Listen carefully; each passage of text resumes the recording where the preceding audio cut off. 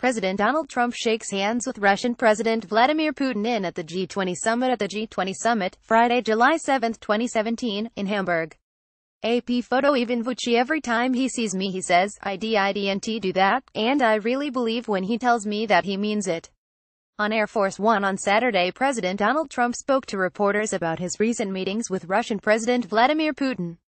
Trump was pressed on whether he had raised the issue of Russian meddling in the 2016 election. The revelations are now coming daily, and they draw an increasingly clear picture of widespread interference and direct collusion between the Trump campaign and Moscow. The evidence, when considered in its entirety, is overwhelming. We know that Russian intelligence agencies were in contact with various members of the Trump campaign after he won the nomination. One of those staff members, George Papadopoulos, has confessed his Russian contacts offered the Trump team emails stolen from the Clinton campaign, and that the most senior people around Trump knew this and encouraged further contact. Read more. The return of the Tsar. The Clinton emails were then leaked by Moscow, and dominated media coverage for the remainder of the U.S. election. And recent congressional testimony from both Facebook and Twitter has confirmed that Russia also sowed political unrest and improved Trump's odds by spreading disinformation to millions of American voters. We know that Trump's campaign manager, and other members of his senior team, had multiple financial links to Russian oligarchs close to the Kremlin. We also know that Trump made one single change to the Republican platform once he won the nomination, removing anti-Russian provisions regarding Ukraine.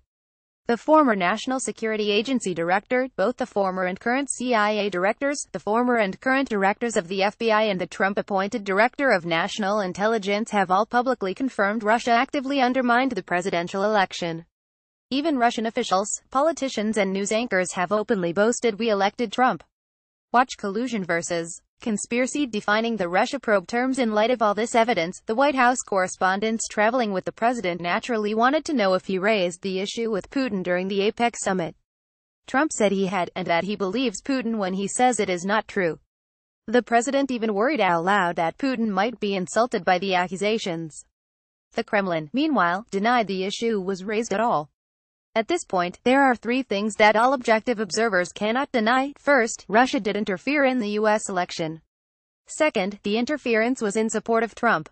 And third, senior members of Trump's campaign were aware of it. That leaves us with what is likely to become the great historical question of the Trump presidency. What did he know, and when did he know it? There are three possible answers to that question.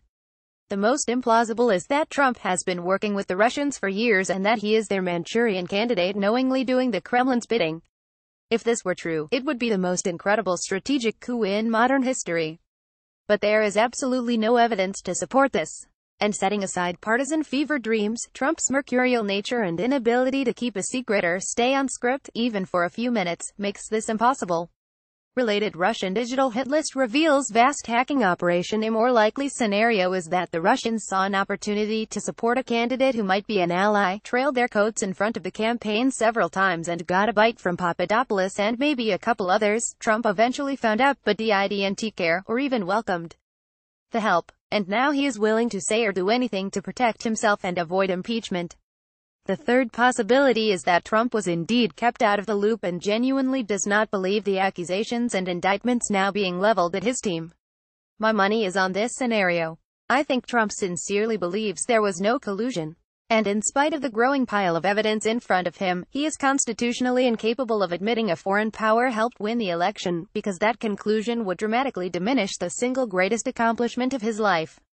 And like he has with NAFTA, NATO, climate change, ISIS, the Central Park Five and dozens of other issues, Trump will risk looking like a fool unable to grasp the evidence before his eyes are presented by all the experts, if accepting the truth would cause him to lose face.